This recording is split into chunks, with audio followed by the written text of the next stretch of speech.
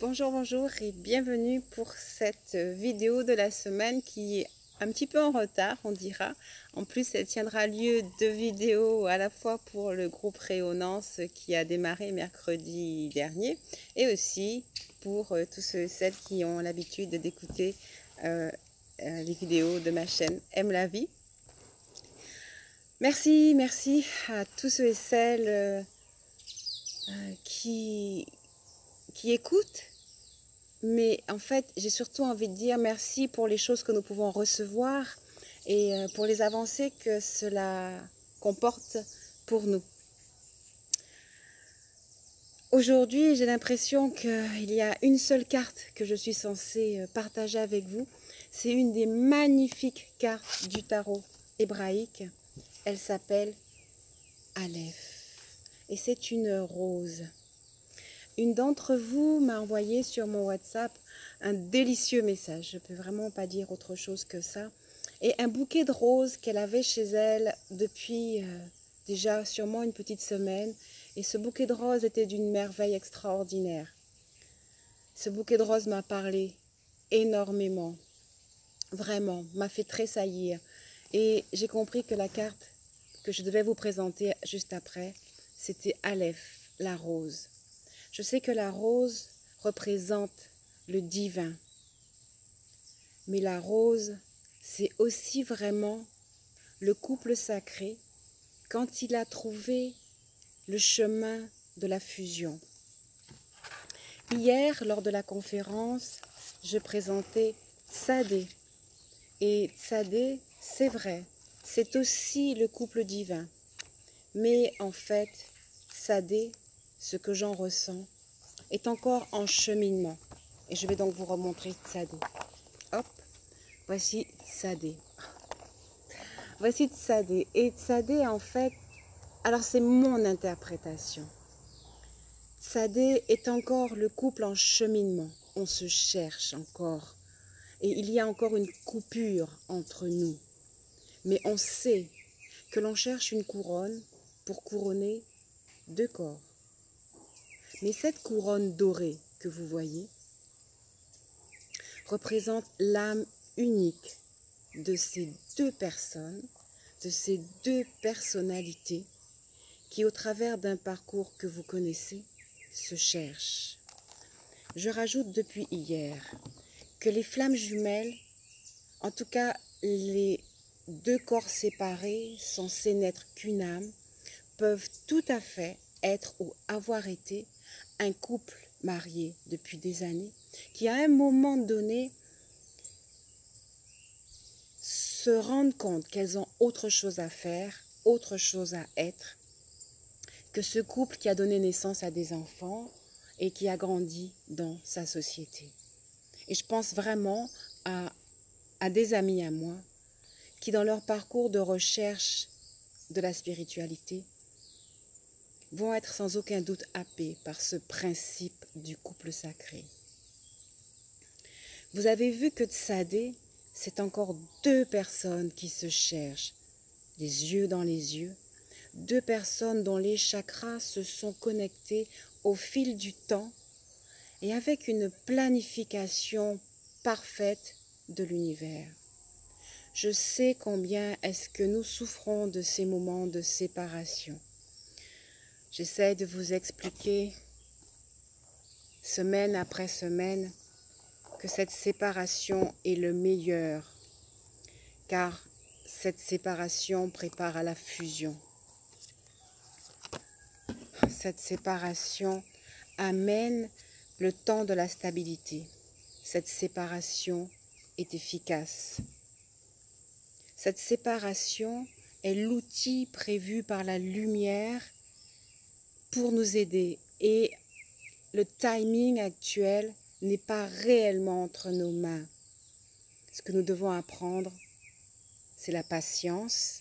Mais tout le temps, je dis que la patience, c'est acquérir de la connaissance. Aleph vient nous dire ce pourquoi nous nous sommes engagés et battus. Aleph dépasse Tsadé. Parce que Aleph est la fusion. Et vous voyez ces particules dorées. La couronne ne sait plus où être, car l'être est en fusion. Les deux corps, au bout de leur tunnel, se sont trouvés. De nombreux couples se préparent à cette fusion. Soyez sûrs d'être prêts. Ne vous précipitez pas sur vos téléphones. Attendez. Attendez. Peaufinez votre préparation. Allez chercher à l'intérieur de vous. Cherchez des méditations d'enseignement.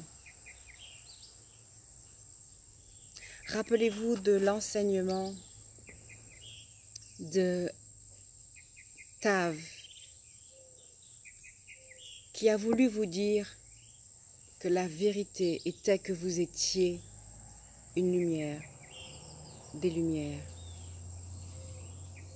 Ce sont les enseignements que nous avons reçus pendant les 5 derniers jours pour ceux et celles qui sont venus sur ce groupe rayonnance dont je vous ai parlé.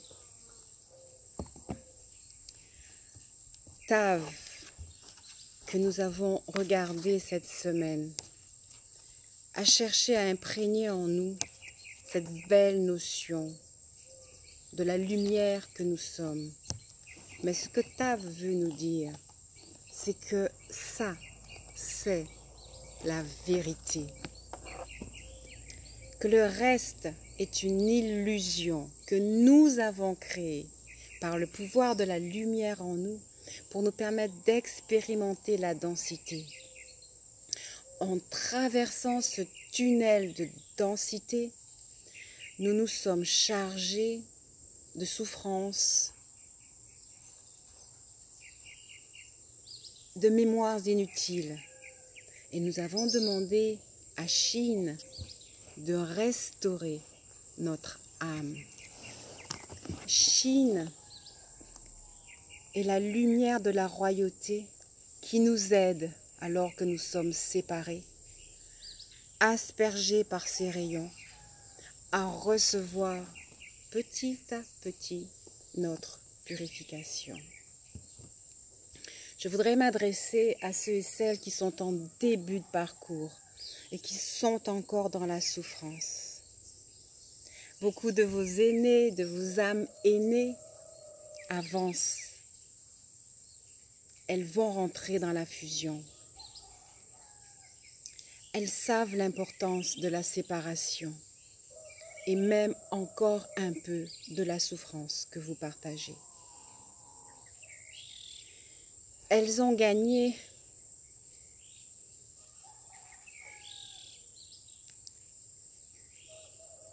parce que elles ont laissé parler leur cœur sur ce chemin. Elles ont donné tous les pardons de tout ce qu'elles ont pu vivre. Ces belles âmes que j'ai eu l'occasion de rencontrer depuis le mois de juillet ont été amenées à regarder leur passé avec compassion. Plus vite, jeunes âmes qui entamez votre chemin, plus vite vous allez accepter ce que vous avez vécu, le comprendre et rechercher à le faire être assoupli, disparaître ou être transmuté. Plus vite vous progresserez sur le chemin. Ayez de la reconnaissance pour vos aînés qui vont entrer dans la fusion parce qu'elles ouvrent le chemin devant vous. Nous nous sommes rencontrés tous et toutes à la fin du mois de juin. Et le 11 juillet, nous avons reçu un soin qui nous a ouvert le cœur et qui nous a permis de commencer à faire le pardon pour nous et pour notre autre, pour le masculin et pour le féminin.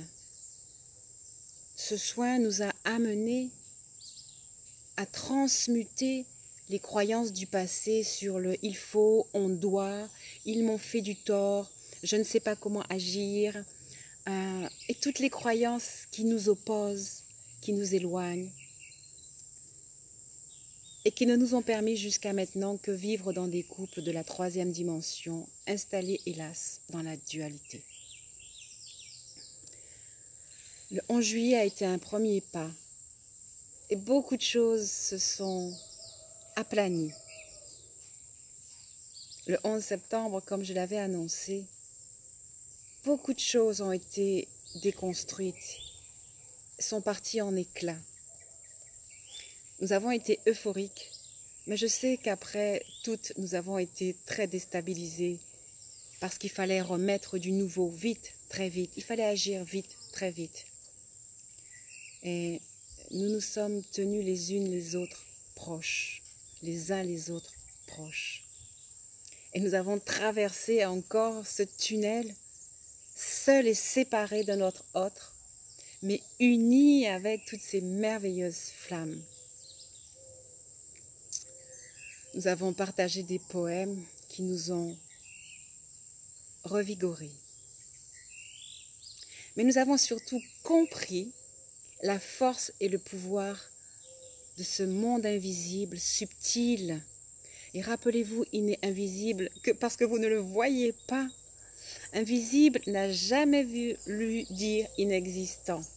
Et comme je l'ai dit dans la semaine sur le groupe Rayonnance, rappelez-vous que les microbes sont invisibles et que ce magnifique air qui m'entoure à l'instant présent est invisible. Mais vous savez qu'il y a de l'air autour de moi. Et certaines fois, on peut le voir parce qu'il bouge dans les arbres. Cet air est là, mais il n'est pas poussé par une force pour se mouvoir dans les arbres. Pourtant, il est présent. Car s'il n'était pas là, je ne parlerais pas. Je ne pourrais pas faire vibrer ma voix, ni inspirer, ni être en vie.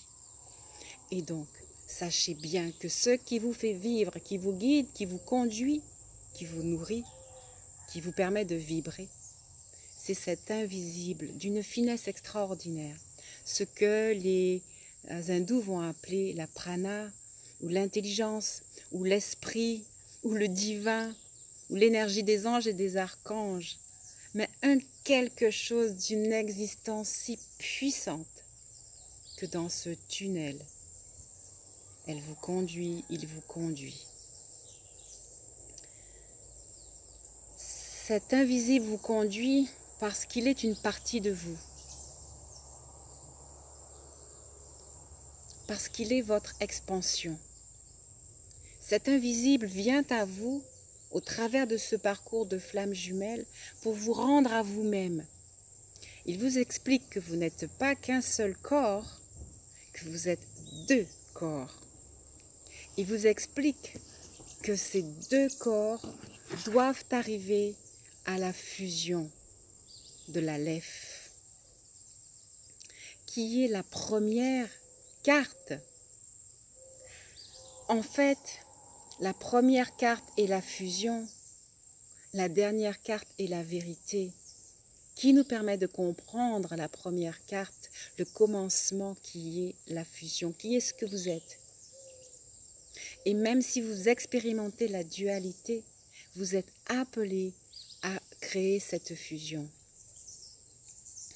À ceux et celles qui sont en début et milieu de parcours, je dis encore, écoutez votre cœur, comme nous dit cette reine de Raphaël. Écoutez votre cœur, écoutez vos ressentis. Soyez juste avec vous, avec votre famille, avec vos liens dans votre foyer, avec vos enfants. Et soyez sûr que l'information que vous avez reçue, qui vous a projeté dans un parcours vous amenant à cette merveilleuse fusion, soyez sûr que cette information est correcte, qu'elle prend corps en vous. Laissez-lui le temps. Regardez la beauté de cette image. On dit que Paris ne s'est pas fait en un jour, mais une telle fusion ne peut pas se faire en un jour. parce que cette fusion amène de nombreuses transmutations à l'intérieur de vous, de nombreuses transformations, des changements dans votre ADN. Et tous ceux et celles qui ont vu le temps passer le savent. Vous avez vu, le vent se lève et la pluie va venir. On va voir si l'univers va me laisser le temps d'achever. Rappelez-vous que vous allez vers cette destinée. Rappelez-vous que c'est ce que l'univers veut. Rappelez-vous de cette dernière carte qui dit « La fin est très heureuse. La boucle de votre cheminement sera bouclée. Votre croissance spirituelle est claire au travers de son chemin et la compréhension de toute chose vient à vous. » Aleph représente le roi et la reine. Je rigole parce que je me demande vraiment ce que l'univers a prévu. Est-ce qu'il va faire tomber la pluie ou est-ce qu'il nous inquiète juste un peu? Aleph est le roi et la reine que vous êtes. Aleph est votre autre et vous-même, en fusion parfaite. Aleph vous appelle à être. Aleph contient tout ce que vous avez vécu. Waouh! Regardez bien le centre d'Aleph. Pour ceux qui sont un peu pressés, laissez dans ce